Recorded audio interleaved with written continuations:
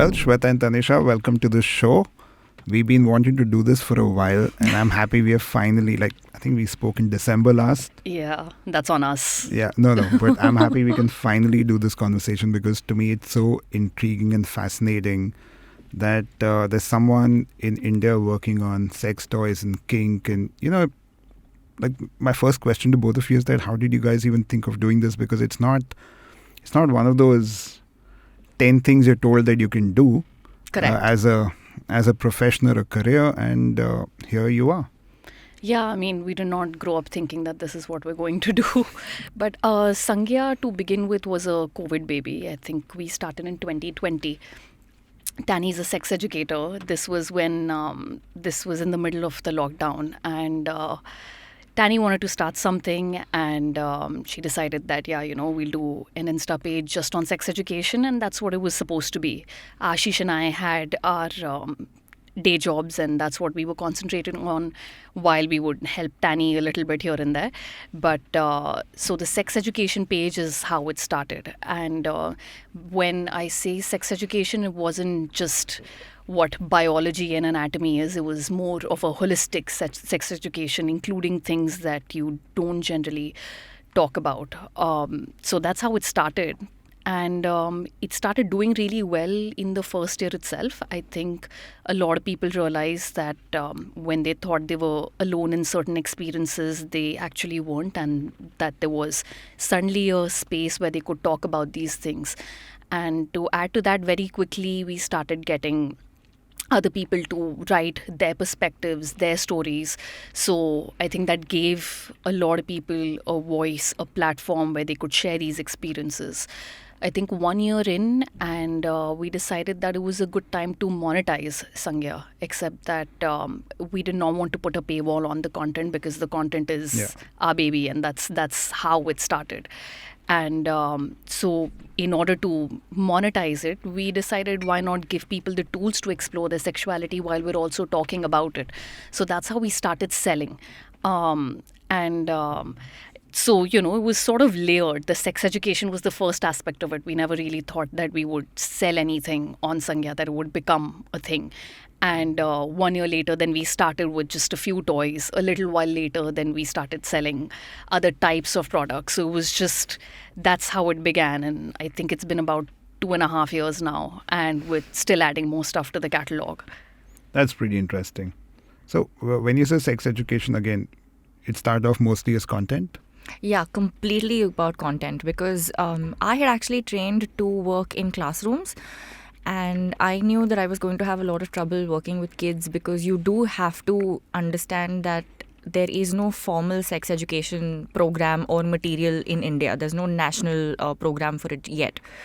So at the time, what I had was an opportunity to work with organizations that had a tie-in with various schools. And the content that would be discussed in the classroom that I got assigned was entirely dependent on what the organization deemed appropriate, and was also deemed appropriate by the parents and teachers. So there's a lot of different stakeholders who then have their own say with censorship and what's okay and why'd you use this word and why'd you teach my child this, etc. And I wasn't comfortable with that, because that's just a mind game you're playing every day you walk into that school. So, yeah, I took a step back. I remember venting to Ashish and Shweta about these issues as well, and how I wasn't comfortable doing classrooms and working with minors.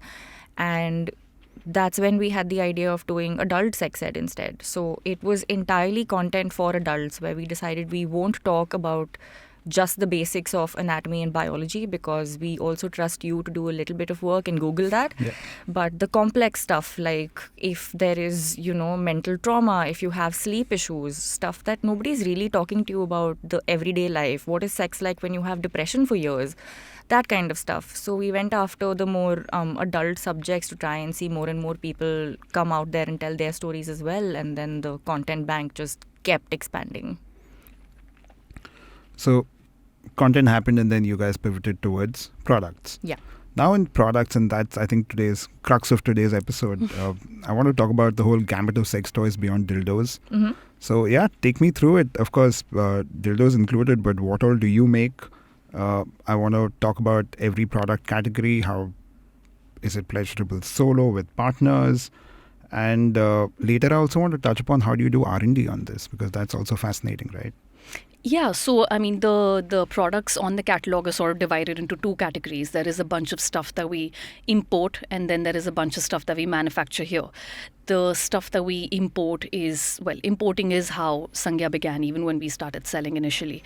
But we were obviously very quick to realize that, that has a host of issues, considering the whole law on the subject is sort of in a gray area.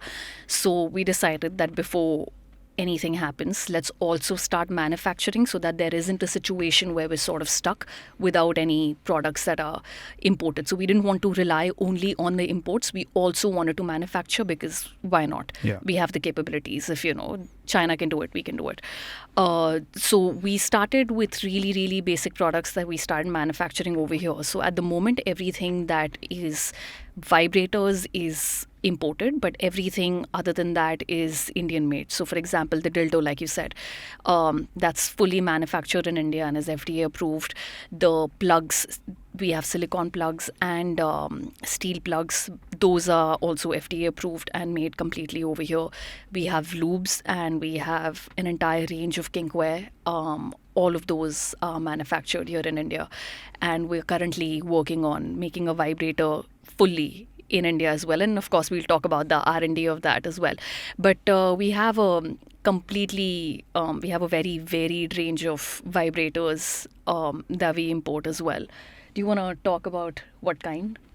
Yeah, so when we started off, we got, I think, 3 designs, and the idea was to have something that was a beginner level, an intermediate, and an advanced level.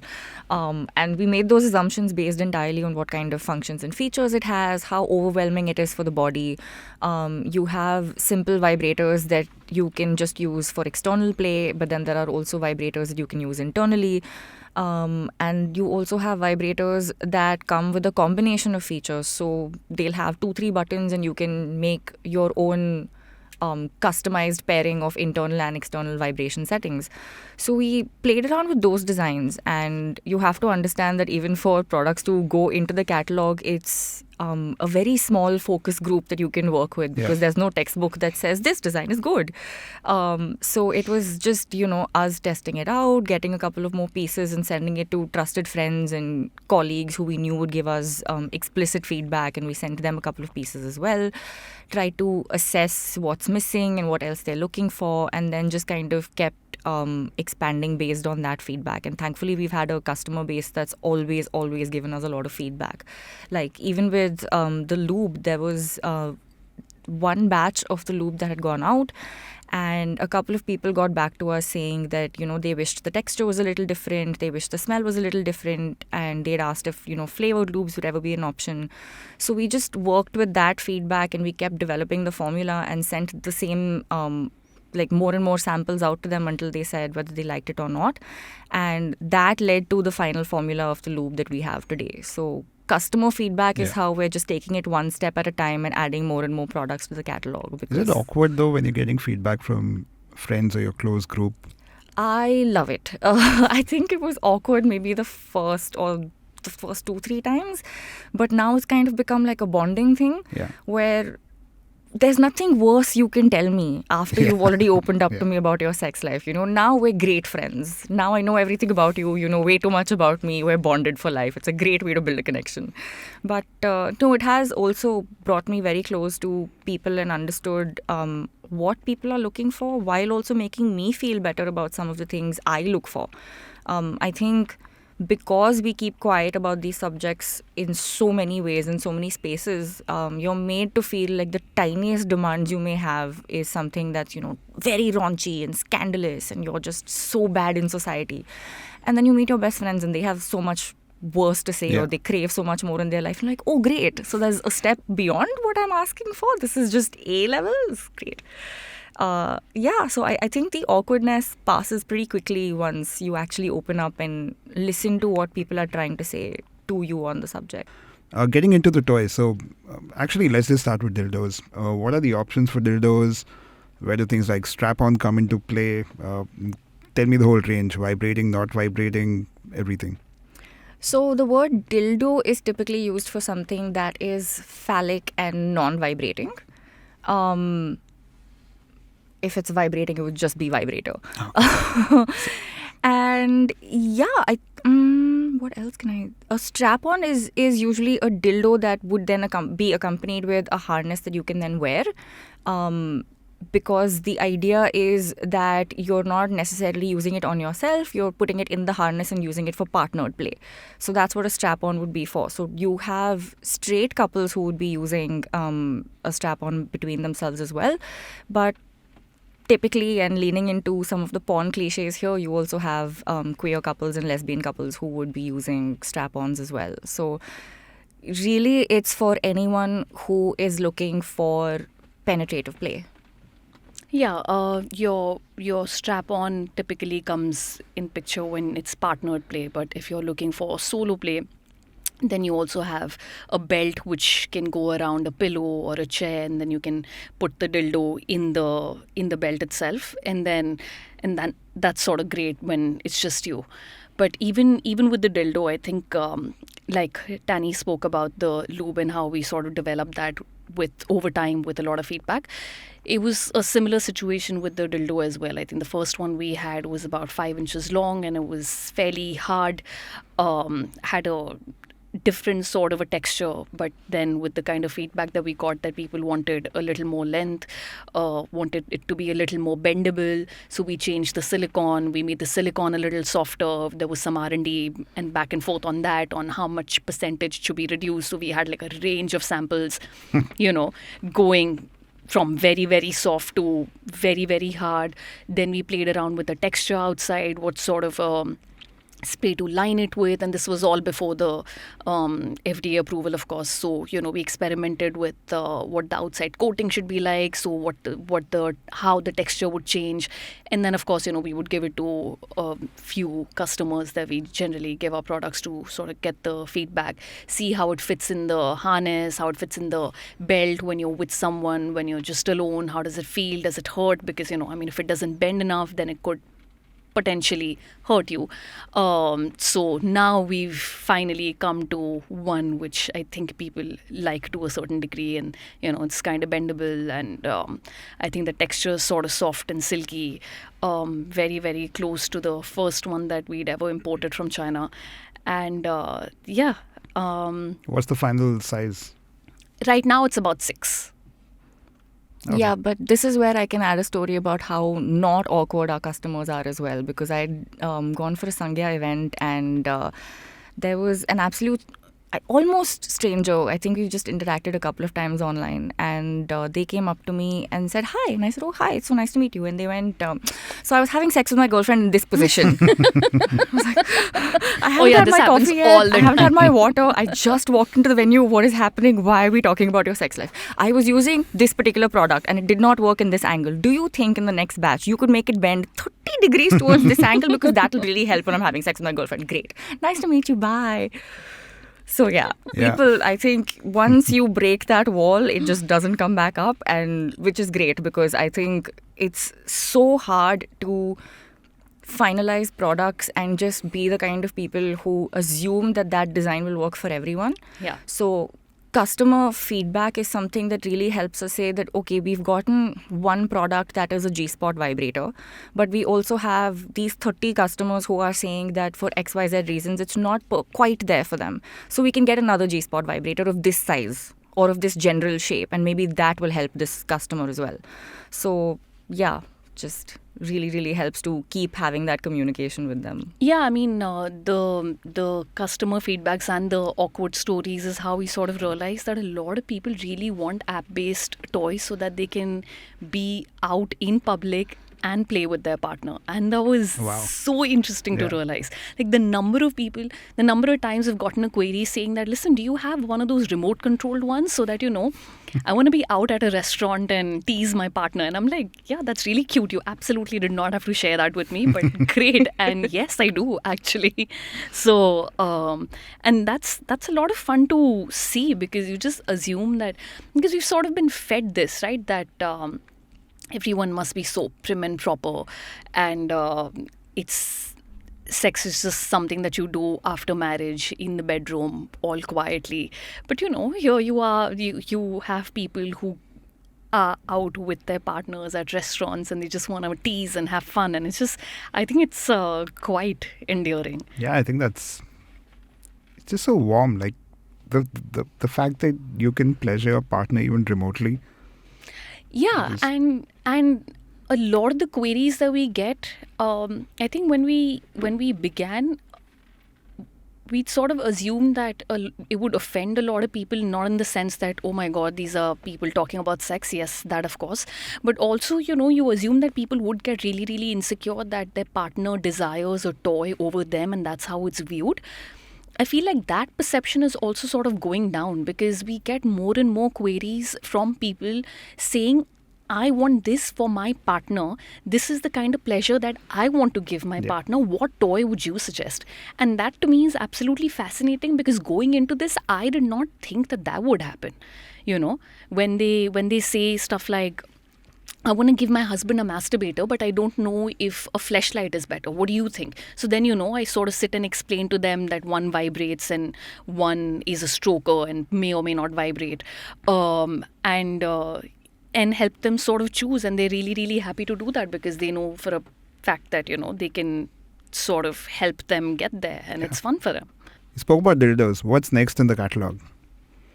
So we recently, just a few months ago, in fact, started some products for men, for penis holders.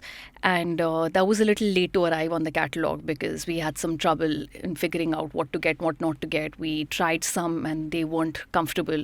One literally felt like a washing machine. Like it made really scary sounds. It was about this big. It was a masturbator, fairly scary looking and extremely intimidating, and I'm pretty sure it was intended to be a juicer. What are we talking about? You know the one I'm Listen, talking about. this does not sound pleasurable from... It was not. It was not. It looked like it would have a lot of potential because, it had one of those stand things and like hands-free. And so, Listen, you said washing machine and juicer, so I'm like, I don't know what to think. I know, because ultimately that's what we realized. We realized that I think at the time of manufacturing, they intended for it to be a juicer, but it couldn't be a juicer. So they were like, what, we'll sell this as a sex toy. But that's just one of the examples. But eventually, like after going through a whole lot of them, we now have a stroker which sort of just goes around the penis and vibrates. And then we have a fleshlight which also vibrates, made out of silicone. And there's another fleshlight which does not vibrate. So there's a range for the kind of experience you wish to have. And we're really hoping to make male-oriented products here in India because I feel like while there is a huge range of vibrators because, you have clitoral play, you have G-spot, you have things that you can do on the inside. There aren't that many toys for men. And so that's what we eventually also want to concentrate on more. Did I miss any male toys? Well, the plugs. Yes, there are the plugs. Which is just really for anyone and everyone. Yeah, I mean, I don't know why silicone plugs are not being sold more, considering they're more bendable. So, Wait, so let me bring the conversation back. Can you explain what a butt plug is? Because it may not be that obvious to some people. Yeah, so the typical butt plug that you would find is shaped a little like a spade in your playing cards. So you have a little bit of a dome that's a little pointy at the top, and the crucial part of any butt plug is the stopper at the end. So there is a little stem where it can firmly sit inside you and you won't feel the pain as much while it's inside you. And there's a stopper to make sure it doesn't completely enter your body and then get lost. This is a very, very, It's happened. There have been medical emergencies in the West that we've read about. Yes, not happened to Sangya. No. It's not happened to any of our customers. But while designing, while we were doing the research, we were trying to figure out how wide the stopper should be. And that's while researching is when we came across that this has happened multiple times in the past. So we made sure that the base was wide enough that it could not happen. That's actually you must have seen that there are crystals at the end. Yeah. That's also one of the reasons why the crystals are at the end, apart from the aesthetic reasons. Because, especially in a plug like a silicone one, which is bendable and can easily sort of move around, sort of is a sturdy base at the end. That's a bad emergency to It's go to the hospital. oh my for. god, yeah. And this is also just a hazard of the job, right? Learning how people mess around with toys and figure out what pleasure really means to them. We got this bullet vibrator fully under the assumption that it would mostly be, women who would buy it and they would, just have it in their cosmetic bags and take it around. It'll merge with the lipsticks. And we thought that discretion will be the reason why people buy the bullet vibrator. And we found out a lot of people were starting to experiment with it for anal play, and it did not have a stopper. So we were just like, before anything goes south, may I please remind you, there is no stopper. You cannot go hands-free with this product. You absolutely have to make sure that you have a firm grip. So that's what is the most important aspect of a good butt plug as well, that it comes with a safe and wide enough stopper. You have different sizes. You get smalls, mediums and larges. Some places will sell an entire kit, because if you're looking for anal products that sort of help you accommodate larger vibrators or actually have anal sex with another person, then starting out with a small plug or a tiny vibrator really helps. Most small butt plugs don't vibrate. They're just a little piece of silicone or metal with the stopper at the end. And for a lot of people with prostates, the reason it works is because the way it's shaped, that dome shape, it puts significant pressure on the prostate. So for people who would not typically be able to access the prostate, may not be comfortable asking their partner to access it for them or use their own hands to reach their prostate, a butt plug is a great way for them to just insert it into themselves and really feel that pressure and fullness against their prostate, and still go about having sex in any other way, or just sitting in the moment and feeling that prostate play as well. So that is also something that I wish we talked about more when we say men's products. I think there's so much male ego on that. Absolutely. There is. Absolutely. But the thing is, you will find that even in a conversation about fleshlights, we encountered that very recently as well. We had a couple of reels put up about the fleshlight designs that were coming out on our website. So much hate. And there were men? Yep. Yeah, ironically, when we started Sangya, we actually expected a lot of hate, but instead we've throughout gotten a lot of love. It's been the opposite. We've gotten a lot of warmth, except for this one time when we, because 70% of the catalog is vibrators for women. Of course, can be used by anyone, but mostly purchased by women. And then there are the different types of fleshlights that I just described, right? And so Ashish put up a reel describing the way this product is, how it works, and why he likes it, and he actually does really like it. And it hurt a lot of egos. It hurt a lot of male egos. There were comments like, you can't possibly be a man if you're using a fleshlight. What is wrong with you? Where is your manhood? And we were pretty stumped reading that, because we're also, while we had assumed that there would be a lot of hate, there just hasn't been. So, suddenly for it to come out of nowhere on this product was it was a little jarring. And of course, conditioning. Yeah. Male ego. I would have assumed this on butt plugs for men. Like But there the is thing no is ways. With the butt plug, you don't have, I think as soon as you have a man sitting there and talking about why he likes it, you'd get comments like this. But at the moment we don't, right? When we do a reel, we're just talking about the size, the diameter, the circumference, the crystal, the shape, the material. You're talking about that. You're not going to get hate on that. But the minute you sit down and start talking about why you like it, there will be a barrage of comments on why you're not a real man. Fair. Yeah. A woman does it, there will be nothing. Yeah. Of course. Yeah, I think the problem is that we've just taught boys and men that pleasure is a contest and they have to win it by, conquering women or conquering partners. They have to prove themselves in society by having these healthy relationships and asserting themselves as, virile men in society. So the idea of you experiencing pleasure by yourself without actively seeking a partner or proving yourself and your manhood, I think that just makes a lot of brains short circuit, because the idea is that surely you're not doing this willingly. You're sitting in the corner doing it by yourself because you couldn't get a partner. It's a struggle for you. You failed to get a partner, and that's why you're condemned to this corner, right?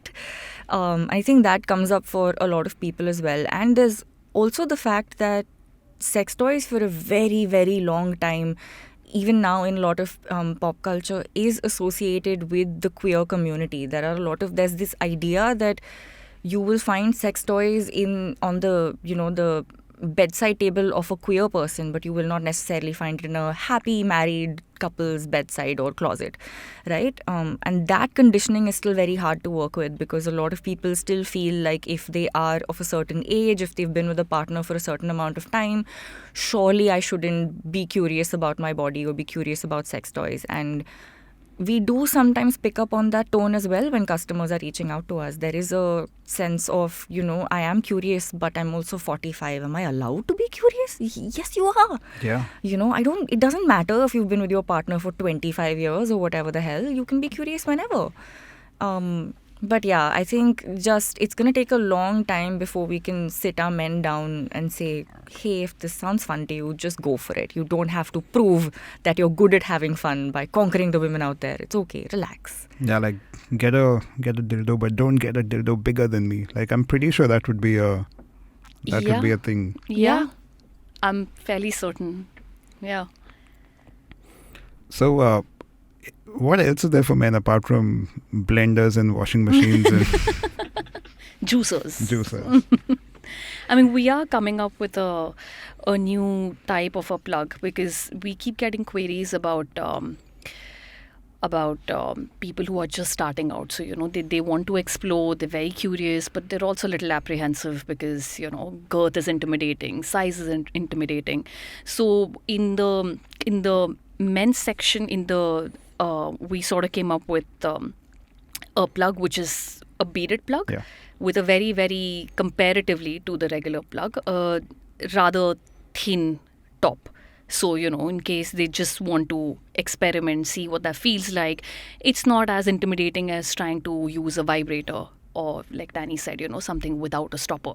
And this has a very, very wide base. So that's going to come up in a couple of weeks. And we're pretty excited about that one, because it looks like it would be a great, great toy for beginners. And for the vibrators, a similarly placed product, we have two. One is called Curve, and it's sort of thin. It's like a really thin vibrator, because we kept getting messages and feedback that some of the other vibrators that we had were a little intimidating, and these were people who were just starting out, and the length was too much for them. So we sort of came up with something that is, rather thin, so it doesn't look very daunting. There's another one which is called Swirl, which literally sort of swirls. It's a vibrator, but also thin and extremely bendable. So, great for people who are just starting out. Also, I think it's good for starting out anal play where vibrators are concerned, because it's sort of thin. It's not, because it's bendable, it makes it a little flexible. Chances of any injury are just minimalized.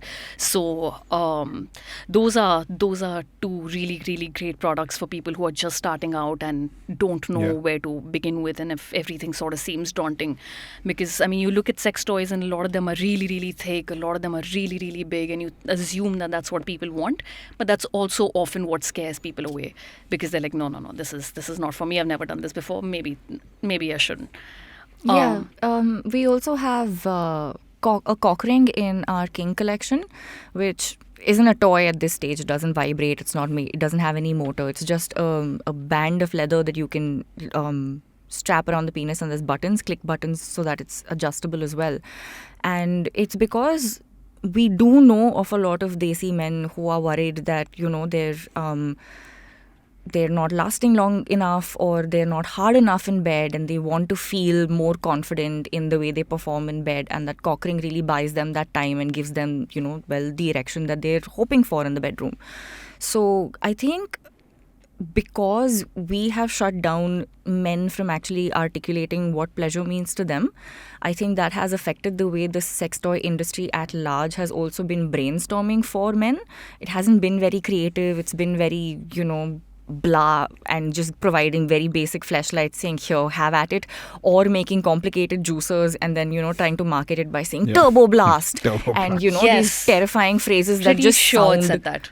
Yeah, it's always that, right? Like you want to sell men toothpaste, you'll say charcoal activated and make the boxes black. Why? It's toothpaste. But anyway, so we see a lot of that with the mindset behind designing sex toys as well, where if it's for women, then there's a little more effort put into making it sleek and stylish and, oh, this will fit in your cosmetics bag, this will look nice in your bathroom. But if it's a man, it's just, here's some silicone for you. So I think one of the main reasons we also wanted to have that power of manufacturing in India is not just to have more control over, say, the quantity that we provide to our customers or to the timelines of those of the manufacturing as well, but also so that we could take a step back and see what Indians are actually looking for. What sizes are you looking for? What colors are you looking for? What materials? What hasn't been tried yet and you want us to take a risk and try out? We want to brainstorm a little more and actually understand what's pleasurable, not just based on what's been working for the last 100 years, because clearly there are gaps there. We need to talk about those. Actually, that brings me to the point that what are people looking for? Like, what have been the most common purchases on the website, like data-wise? The shockingly are the most plain, sleek, straight vibrator is the one that sells the most. I think that's for obvious reasons, because in India the market is still fairly nascent. While it's been around for a very, very long time, it's also more and more people are exploring it and are exploring it for the very first time. So, I mean, of course, if you are exploring it for the very first time, you want to start with the basics, right? And so the one that gets sold the most is the 8, which is the straight plain vibrator, and the plugs actually. Okay. We also have vibrating plugs with remotes, but it's the silicone small plug that sells like cupcakes, because I'm assuming it's again not intimidating, right? Yeah. So when people want to purchase, it's the most basic one that they will go for. Turns out purple sex toys sell a lot. Purple sex toys. Purple sex toys sell a lot. People really like purple. They really like purple. Interesting. Would have never thought there would be a color preference. Yeah, Yeah. same. We didn't think that, but every time we have like a range of colors, and we've experimented a bunch with that. When we started the bullet, for example, we had it in about 8-10 colors right at the beginning. Yeah. Purple, just like cupcakes. Just the first one to go off the shelf would be purple. I mean, at the moment, most of our stuff is just plain black, because even when we're manufacturing, it's just the easiest to produce in terms of we're still, figuring out what other things people like. So at the moment, most of the catalog is still black. But it turns out people really like very thick loops. We sort of experimented with different texture, and like I said, while we were figuring out what formula to use, so on and so forth, we would send it out to a bunch of people, and the feedback that we would very consistently get was that they wanted thick, they wanted scent free, they wanted color free, which is understandable. And I think a lot of it is it's fairly straightforward. Yeah. And I think the reason behind that is because of how private people still want to be with the toys and lubes that they're using. People don't want lubes that will leave a stain on their sheets and get messy Yes. and get everywhere. So Yeah. the idea is, okay, thick lube, one, it's great on the pockets because it's going to last longer and I won't have to keep refilling in one sex session itself. Secondly, it's not going to drip and get everywhere and stain my sheets, so I can have sex and not be flustered about someone walking into the room and knowing that sex has happened in this room. So there is that mindset behind the way people look for toys as well. They want something that is not shaped in specific ways that look like body parts, right? They don't want something that looks like a penis or a vagina, which is great for me because that's exactly what we wanted to bring to the market. We wanted people to think of sex toys as an addition to sex and not something that is a replacement because you couldn't find a partner, which has been the mentality for so long. So it's always been toys that don't particularly look like an anatomical part. They're not substituting human presence in your life at all. And they're looking for things that they can travel with. They're looking for things that they can afford to be a little absent-minded about. So if I accidentally leave it on my dresser, leave it in the shower, and my mom walks in, it's not going to catch her eye. Again, COVID had a lot to do with this, right? Because we started out at a time where so many people had to move back homes and lived with joint families. Privacy was just not a thing. So they wanted quiet toys. People wanted waterproof things because for a lot of people, again, the shower is the best part to experiment. Back to the shower back sex to the conversation. shower. Just for context, we were earlier talking about content that Sangya does, and one of their highest read content piece In is the last 2 months. last 2 months is about shower sex. So that's the context to the shower story. But there's so many of these memes or whatever, right? Like a kid finding a vibrator and saying, "Oh, what is this rocket, mama?" Yeah. I don't know if you guys have seen those. Those are like damn Yeah. funny. In fact, the one of the reels that we done for the fleshlights was that you could just leave it in the shower, and because it looks like a shower gel, it just blends in. It's shaped like a shower gel, like it's shaped like that and has a curvature. That can also play badly though. Well, you might just open it and just be very, very confused. Yeah. But yeah, nothing like the juicer masturbator. Juice a masturbator. Can't get over that. What about other things like your harnesses and stuff like that? That's a whole separate thing, right? That's not penetrative. No. That's if I had to explain it in one word, that's a little more in the fashion department. It's just garments you can wear, but there's no motor attached or anything.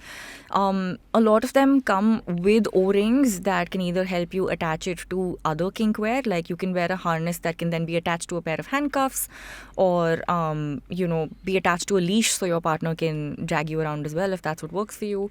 And sometimes you have kink wear that has O-rings big enough for a dildo to fit in them as well. So you have these belts, you have these underwear type harnesses that a person can fit a vibrator or a dildo into. But a lot of people in India also seem to be looking for harnesses that they can buy and wear on the daily, because it's also their way of sort of making a statement outside that they are a little edgier than they seem to be, that they are more open and confident in their sexuality. So I think it's something that people are buying for leisure wear as well. Yeah. You will see chokers being bought just so that people can signal to others that they are into kink, that they are maybe they have a partner who they've already submitted to. There's a lot of messaging through kinkwear itself, and it's been really, really interesting to see people play around with that and say, "Oh, I wear this to let someone else know that I'm submissive and I don't want them to mistake me for a dom." It's just That been is really super cool. interesting. Yeah. See, now I will. If I ever see someone wearing a choker now, that'll be my first Yeah. thought. Yeah.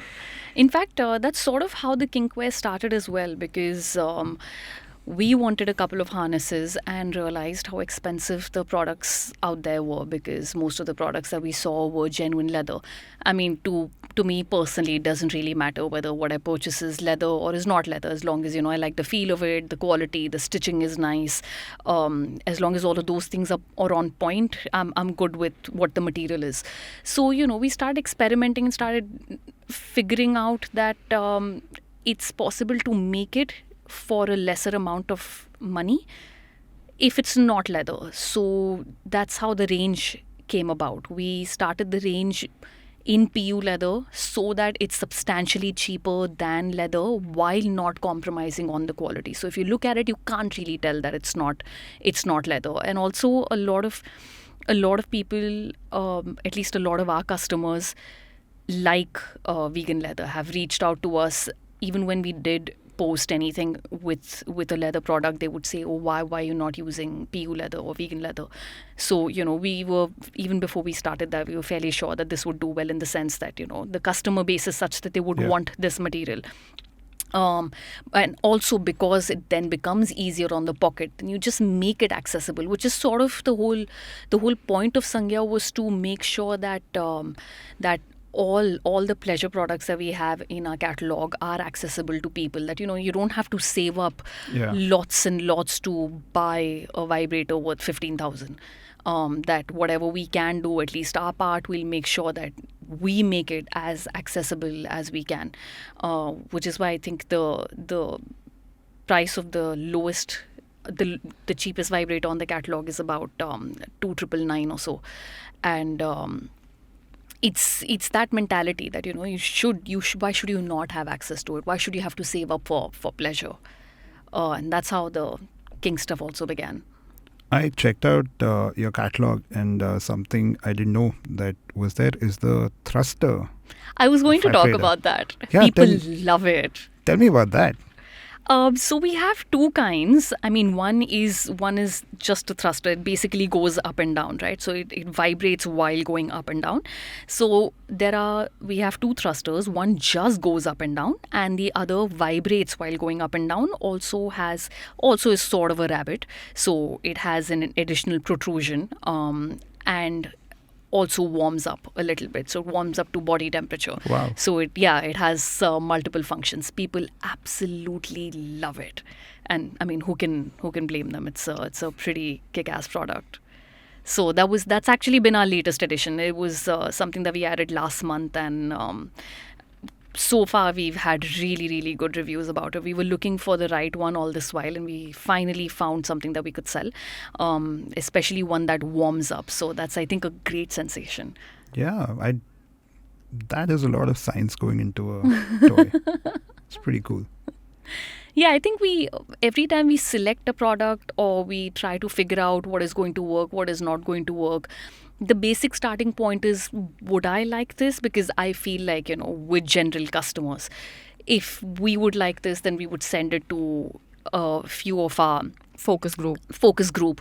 And then, take it from there. If they like it, or if they have a feedback, or if they say that, if it is warming up too much and it's uncomfortable, then you would get that feedback, and then you just not do that. But if the general response is, yes, this is on an average, I really, really like it, great, it goes up. And then just sort of take it from there. But I think that's a good barometer. Yeah, that's pretty cool. Any other interesting stuff like this for women What else in do we that have? catalog? We've recently introduced so many products. I think a lot of people are intimidated by the rabbit. I think that's something that I've generally heard that. Yeah, I would definitely put it in the more advanced category, because it can be very overwhelming to feel so much happening inside and outside you, and to also feel like you're responsible for multiple buttons. So that does get too much for a lot of people, which is why even the first time we had just 3 designs, right? One of our products, the 39, that was something that would vibrate inside you and also had a flicking option, like a flicking motor on the outside for clitoral stimulation. We put that in the advanced category. We made sure that the language around it and the pricing around it made people understand explicitly that you don't buy this as your first toy, because my God, that's a lot to be dealing with. Yeah. And I think what I've also realized since we got the thrusters especially, and the remote control stuff as well, is that for a lot of people who do have grip issues or even the slightest pains and, early arthritis, a lot of stuff like that, vibrators like these completely take the pressure off of you having to hold the toy and make sure you're consistently gripping the product throughout the session. So I think it's been really cool to see how it's medically supporting a lot of people as well, because you come into this industry and there's so much talk about, pleasure is for everyone and there's no shame around sex, etc. And that is great and it's true. But we are also people who fall ill. We are also people who are aging, and being able to retain pleasure or consistently redefine pleasure as we deal with the horrors of growing older, that's been really nice to watch. We've had people talk about how bullet vibrators helped them with vaginismus. Yeah. We've had people talk about how after traumatic events, when it was too much for them to be around partners and feel direct human touch on their bodies, they would sit back and use vibrators against their flesh and just slowly warm up to the idea of being touched by another person again.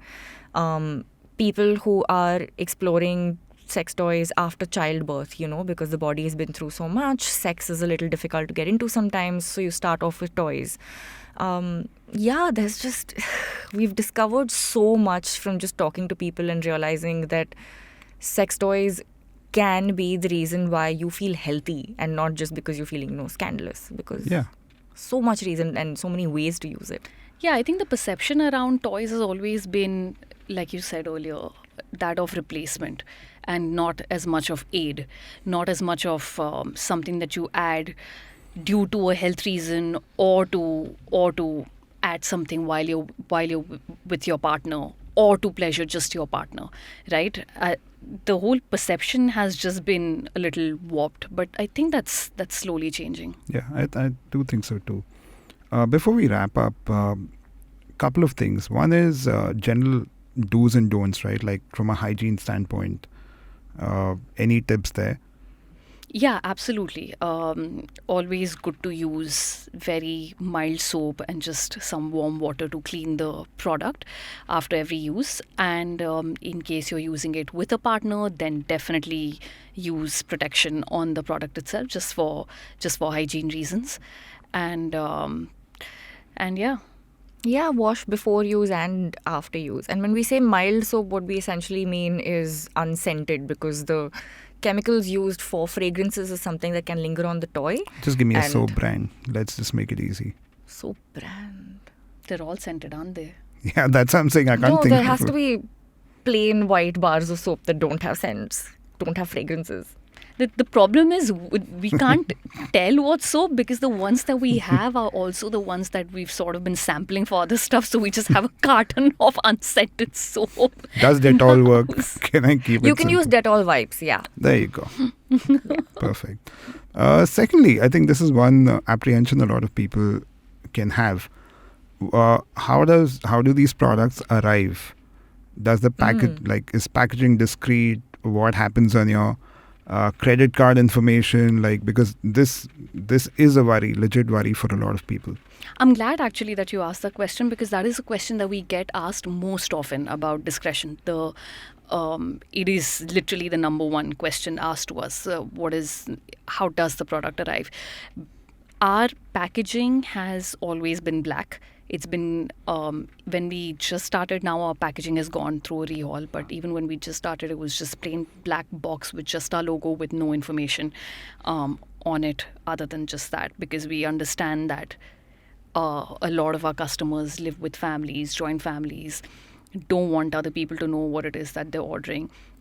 Even right now, all that we have on our packaging is just the logo and a barcode and a QR code, and all the product information can be is accessible through the QR code, and just basic information about packaging, like manufacturing date and all of that, which is legally required to be put there. So weight and all of that. But nowhere on the box does it say what the product is, in the sense that the name of the product, for example, Sangya S6. Is the dildo, but it will not say that it's a dildo. That it's a vibrator, it will not say that it's a vibrator anywhere. And the reason that our packaging is black and has consistently been black is because how when you go to a medical store and try to go and buy condoms or sanitary pads and you get it in a little black polythene, right? Like, while there is so much shame attached to it, this is just our way of owning up that black and saying that, yeah, this is also black, but you're getting this voluntarily, and it's not being shoved in your face saying that, here, shame. So none of the boxes say anything. Even the labels don't say, it'll have an SKU, but the SKU is just for our internal purposes and does not actually say what the product is. The information is accessed by the bank, but that's about it. Yeah. There is nobody's information goes anywhere. My credit card statement won't say indiandildos.com or something. No, it'll say Sangya, but that's about it. Or Turbo Blast juicer. There you go. That's actually great. That'll pass anything. Sending one to Aneesh today. Well, thank you both so much for Thank being you for on the having podcast. us. And just to close the episode, what's the Sangya Project? What are the social handles? It's sangyaproject.com, the website, and Sangya Project on Instagram. Yeah, are you on Twitter? We are as Sangya Project. Cool. Super. Thank you so much. Thank you for having us. Thanks for having us, Aneesh.